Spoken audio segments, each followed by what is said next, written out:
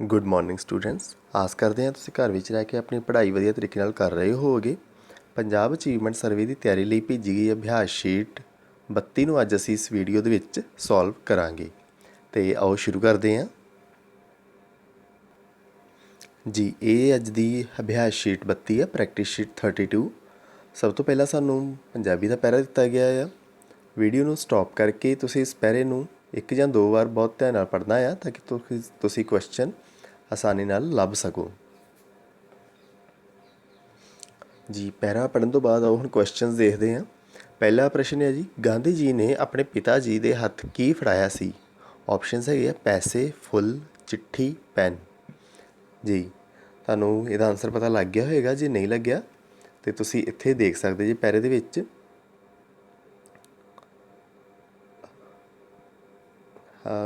ਗਾਂਧੀ ਜੀ ਨੇ ਉਹ ਚਿੱਠੀ ਆਪਣੇ ਪਿਤਾ ਜੀ ਦੇ ਹੱਥ ਫੜਾ ਦਿੱਤੀ ਜੀ। ਕੀ ਆਨਸਰ ਹੋਏਗਾ? ਈਡੀ ਆਪਸ਼ਨ ਚਿੱਠੀ। ਨੈਕਸਟ ਕੁਐਸਚਨ, ਗੁਨਾਹ ਤੋਂ ਕੀ ਭਾਵ ਹੈ ਜੀ? ਆਪਸ਼ਨਸ ਹੈ ਗਲਤੀ, ਉਧਾਰ, ਨਫ਼ਰਤ, ਇੱਛਾ। ਗੁਨਾਹ ਦਾ ਅਰਥ ਹੁੰਦਾ ਆ ਗਲਤੀ। ਊੜਾ ਆਪਸ਼ਨ ਇਹਦਾ ਸਹੀ ਆਨਸਰ ਆ।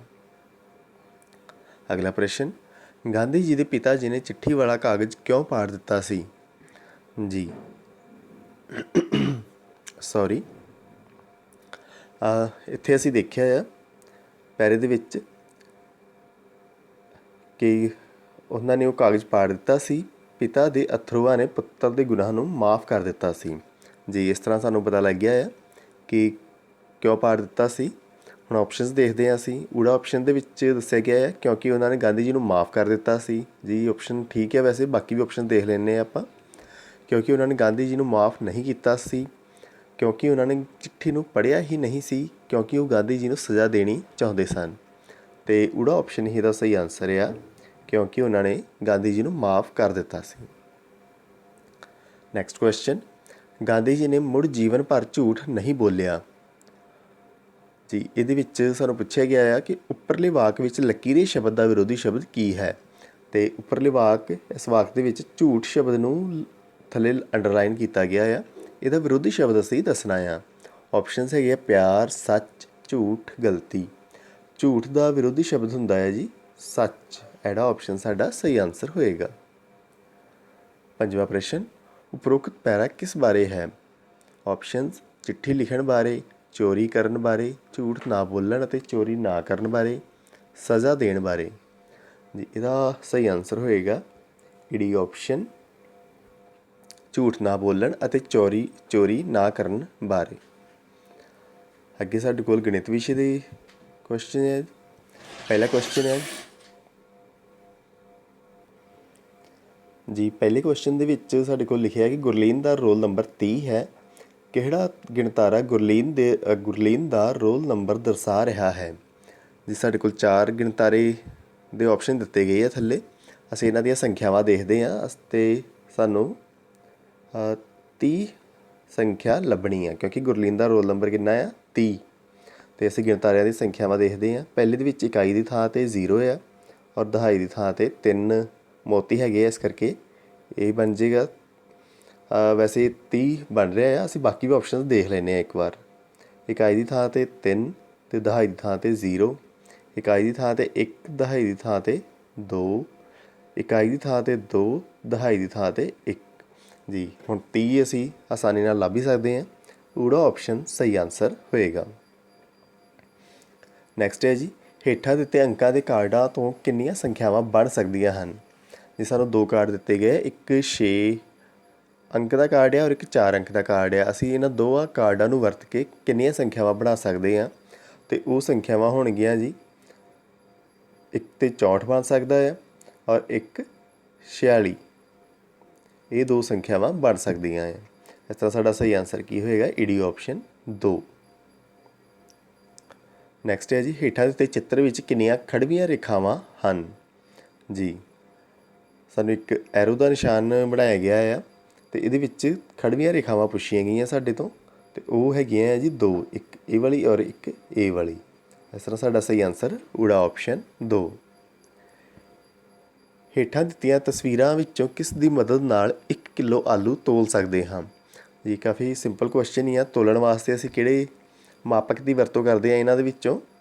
ਡੀ ਆਪਸ਼ਨ ਸਹੀ ਆਨਸਰ ਹੋਏਗਾ, ਤੱਕੜੀ। ਨੈਕਸਟ ਜੀ ਸਾਡੇ ਕੋਲ ਹੈਗਾ ਆ, ਨਮੂਨੇ ਨੂੰ ਧਿਆਨ ਨਾਲ ਦੇਖੋ ਅਤੇ ਪੂਰਾ ਕਰੋ। ਹਾਂਜੀ, ਇਸ ਪੈਟਰਨ ਦੇ ਵਿੱਚ ਕੀ ਹੋ ਰਿਹਾ ਜੀ? ਪਹਿਲਾਂ 2 ਸਿੱਧੇ ਤਿਕੋਣ ਆ, ਫਿਰ 2 ਪੁੱਠੇ ਤਿਕੋਣ, ਫਿਰ 2 ਸਿੱਧੇ ਤਿਕੋਣ, ਅਤੇ ਫਿਰ ਕੀ ਹੋਣਾ ਚਾਹੀਦਾ ਆ? 2 ਪੁੱਠੇ ਤਿਕੋਣ। ਉਹ ਸਾਡੇ ਕੋਲ ਆਪਸ਼ਨ ਹੈਗੀ ਹੈ ਜੀ ਸੱਸਾ ਆਪਸ਼ਨ। ਇਹ ਸਾਡਾ ਸਹੀ ਆਨਸਰ ਹੋਏਗਾ। ਨੈਕਸਟ ਸਾਡੇ ਕੋਲ ਇੰਗਲਿਸ਼ ਦਾ ਪੈਸੇਜ ਹੈ ਅੱਜ ਦਾ। ਤੁਹਾਡੀ ਹੈਲਪ ਵਾਸਤੇ ਮੈਂ ਵੀ ਨਾਲ ਪੜ੍ਹ ਰਿਹਾ ਹਾਂ, ਤੁਸੀਂ ਵੀ ਮੇਰੇ ਨਾਲ ਪੜ੍ਹਨਾ ਆ ਇਹਨੂੰ। Once upon a time, there was a poor fisherman who lived in a small hut. One day he went out to the sea to catch fish on his boat. When he pulled up his net, he was surprised to find a shiny golden fish trapped in his net.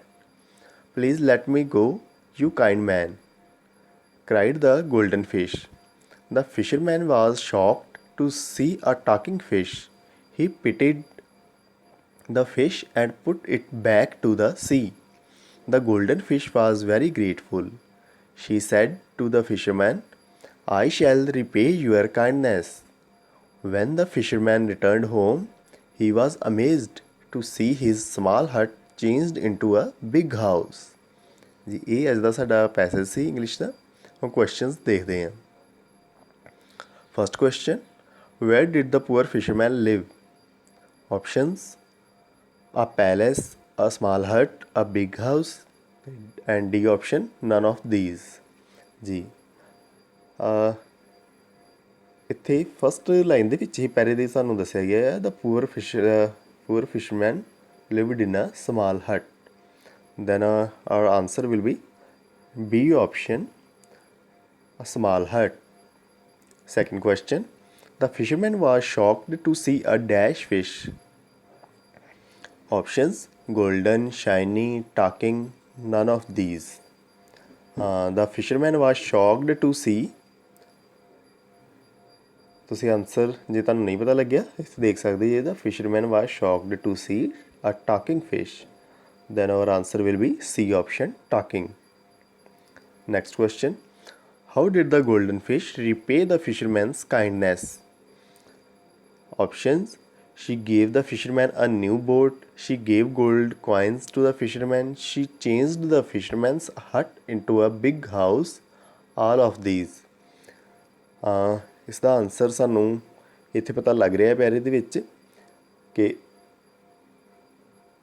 ਜੋ fish ਸੀ ਉਹਨੇ ਉਹਦੇ ਵਾਸਤੇ ਕੀ ਕੀਤਾ ਸੀ fisherman ਦੇ। Shri changed ਦਾ ਫਿਸ਼ਰਮੈਨਸ ਹਟ into a big house.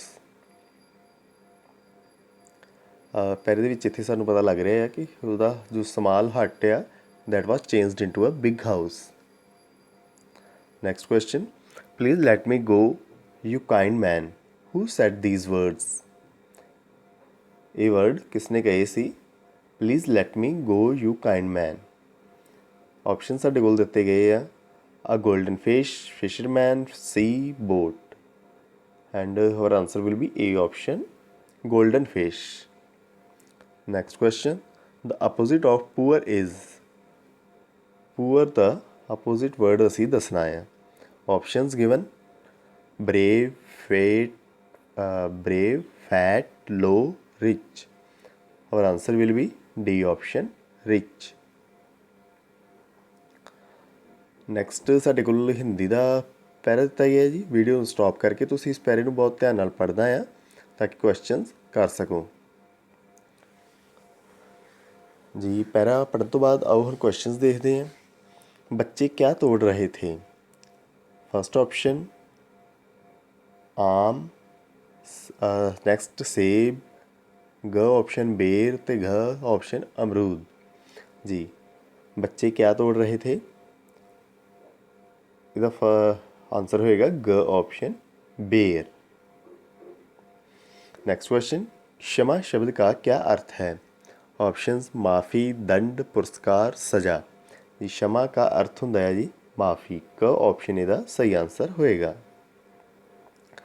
Next question, हंसना शब्द का विलोम शब्द है? ऑप्शंस दौड़ना, रोना, खेलना, खाना। ਹੱਸਣਾ ਸ਼ਬਦ ਦਾ ਵਿਲੋਮ ਸ਼ਬਦ ਹੁੰਦਾ ਹੈ ਜੀ ਰੋਣਾ। ਖ ਆਪਸ਼ਨ ਇਹਦਾ ਸਹੀ ਆंसर ਹੋਏਗਾ। नेक्स्ट क्वेश्चन, महाराज ने बच्चों को क्या क्या दिया? ऑप्शंस पटाखे, पुस्तकें, मीठे मीठे बेर तथा मिठाइयाँ, उपरोक्त सभी। जी महाराज ने ਬੱਚਿਆਂ ਨੂੰ ਕੀ ਦਿੱਤਾ ਸੀ? मीठे मीठे बेर, ਇਹ ਸਾਡੇ ਕੋਲ ਪੈਰੇ ਦੇ ਵਿੱਚ ਲਿਖਿਆ ਗਿਆ मीठे मीठे बेर तथा मिठाइयाँ देने को कहा। साडा आंसर की होएगा फिर? ग ऑप्शन, मीठे मीठे बेर तथा मिठाइयाँ। पंजवा प्रश्न, बच्चों ने महाराज से क्षमा क्यों मांगी? ऑप्शन है जी बेर तोड़ने के लिए, पत्थर मारने के लिए, आज्ञा न मानने के लिए, डराने के लिए। जी बच्चों ने महाराज से क्षमा क्यों मांगी थी? ख ऑप्शन इसका सही आंसर होएगा पत्थर मारने के लिए। जो गलती नाल महाराज नूं पत्थर लग गया सी उहदे लई क्षमा मंगी सी। नैक्सट साडे कोल वातावरण सिੱਖਿਆ ਦੇ प्रश्न है। पहला प्रश्न है, मीह ना पैण ते सोके वर्गियां हालातां पैदा हो जांदियां हन जिस दे सिੱਟੇ वजों। ऑप्शनस, लोकां दे घर ढह जाते हैं, भोजन की कमी हो जाती है, गर्मी घट जाती है, लोकां दे जीवन ते कोई फर्क नहीं पैंदा। जी मीह ना पैण ते सोका पैण नाल की होएगा? फसलां खराब हो जांदियां आ ते उहदे नाल की होएगा फिर भोजन की कमी हो जाएगी। सैकेंड ऑप्शन इसका सही आंसर होएगा। नैक्सट, ਸਮੇਂ ਦੇ ਨਾਲ ਨਵੇਂ ਯੰਤਰਾਂ, ਕੰਪਿਊਟਰ, ਨਵੇਂ ਮਾਡਲ ਦੇ ਮੋਬਾਈਲ ਅਤੇ ਆਵਾਜਾਈ ਦੇ ਆਧੁਨਿਕ ਸਾਧਨਾਂ ਦੀ ਵਰਤੋਂ ਵੱਧ ਰਹੀ ਹੈ। ਇਸ ਨੂੰ ਕਿਹਾ ਜਾਂਦਾ ਹੈ। ਆਪਸ਼ਨ ਸਾਡੇ ਕੋਲ ਆ ਸਮੇਂ ਦੀ ਸੁਚੱਜੀ ਵਰਤੋਂ, ਸਮੇਂ ਦੀ ਬਰਬਾਦੀ, ਪੈਸੇ ਦੀ ਬਰਬਾਦੀ, ਵਿਗਿਆਨਕ ਤਰੱਕੀ। ਜੀ ਇਹਦਾ ਸਹੀ ਆਂਸਰ ਸਾਡਾ ਹੋਏਗਾ ਫੋਰਥ ਆਪਸ਼ਨ, ਵਿਗਿਆਨਕ ਤਰੱਕੀ। ਨੈਕਸਟ ਕੁਐਸਚਨ, ਕੁੱਤਾ ਇੱਕ ਵਫਾਦਾਰ ਜਾਨਵਰ ਹੈ ਜਿਸ ਨੂੰ ਘਰ ਦੀ ਰਖਵਾਲੀ ਲਈ ਪਾਲਿਆ ਜਾਂਦਾ ਹੈ। ਕੁੱਤੇ ਦੀਆਂ ਵਿਸ਼ੇਸ਼ਤਾਵਾਂ ਸੰਬੰਧੀ ਕਿਹੜਾ ਕਥਨ ਗਲਤ ਹੈ? ਆਪਸ਼ਨਸ, ਕੁੱਤੇ ਦੀ ਸੁੰਘਣ ਸ਼ਕਤੀ ਬਹੁਤ ਤੇਜ਼ ਹੁੰਦੀ ਹੈ, ਕੁੱਤੇ ਦੀ ਸੁਣਨ ਸ਼ਕਤੀ ਵੀ ਕਮਾਲ ਹੁੰਦੀ ਹੈ, ਕੁੱਤੇ ਦੀ ਜੱਤ ਤੋਂ ਉੱਨ ਬਣਦੀ ਹੈ, ਅਤੇ ਲਾਸਟ ਆਪਸ਼ਨ ਹੈ ਕੁੱਤਾ ਜ਼ਮੀਨ ਦੇ 40 ਫੁੱਟ ਥੱਲੇ ਦੀ ਗੰਧ ਪਛਾਣ ਸਕਦਾ ਹੈ। ਜੀ ਇਹਦੇ ਵਿੱਚ ਅਸੀਂ ਗਲਤ ਕਥਨ ਲੱਭਣਾ ਸੀ ਕੁੱਤੇ ਦੀਆਂ ਵਿਸ਼ੇਸ਼ਤਾਵਾਂ ਬਾਰੇ, ਅਤੇ ਉਹ ਹੈਗਾ ਹੈ ਜੀ ਥਰਡ ਆਪਸ਼ਨ, ਕੁੱਤੇ ਦੀ ਜੱਤ ਤੋਂ ਉੱਨ ਬਣਦੀ ਹੈ। ਇਹ ਬਿਲਕੁਲ ਗਲਤ ਆ, ਕੁੱਤੇ ਦੀ ਜੱਤ ਤੋਂ ਉੱਨ ਨਹੀਂ ਬਣਦੀ, ਬਾਕੀ ਸਾਰੀਆਂ ਵਿਸ਼ੇਸ਼ਤਾਵਾਂ ਕੁੱਤੇ ਦੇ ਵਿੱਚ ਹੁੰਦੀਆਂ ਆ। ਨੈਕਸਟ ਕੁਐਸਚਨ, ਸਫੈਦਾ ਇੱਕ ਅਜਿਹਾ ਰੁੱਖ ਹੈ ਜੋ ਬਹੁਤ ਤੇਜ਼ੀ ਨਾਲ ਵੱਧਦਾ ਹੈ ਅਤੇ ਵਧਣ ਫੁੱਲਣ ਲਈ ਬਹੁਤ ਸਾਰੇ ਪਾਣੀ ਦੀ ਵਰਤੋਂ ਕਰਦਾ ਹੈ।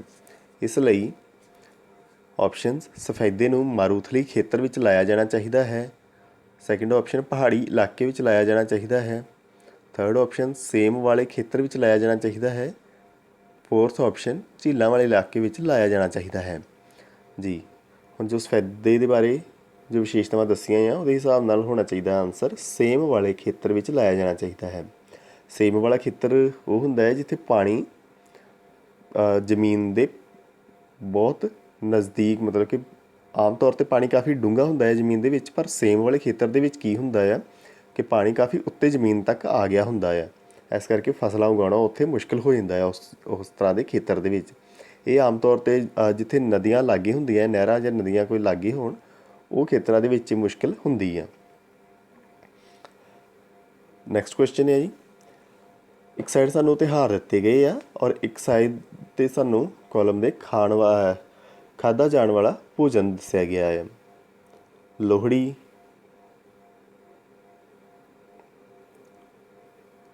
ਲੋਹੜੀ, ਮੂੰਗਫਲੀ ਰੇਵੜੀ, ਬਸੰਤ ਪੀਲੇ ਚਾਵਲ, ਨਰਾਤੇ ਹਲਵਾ ਪੂਰੀ, ਈਦ ਸੇਵੀਆਂ। ਇਹ ਸਾਡੇ ਕੋਲ ਦਿੱਤੇ ਗਏ ਆ ਔਰ ਅੱਗੇ ਕੁਐਸਚਨ ਦੇਖਦੇ ਹਾਂ ਕੀ ਪੁੱਛੇ ਗਏ। ਉਪਰੋਕਤ ਸਾਰਣੀ ਅਨੁਸਾਰ ਕਿਹੜਾ ਕਥਨ ਗਲਤ ਹੈ? ਆਪਸ਼ਨਸ, ਲੋਹੜੀ ਵਾਲੇ ਦਿਨ ਲੋਕ ਮੂੰਗਫਲੀ ਰੇਵੜੀ ਖਾਂਦੇ ਹਨ।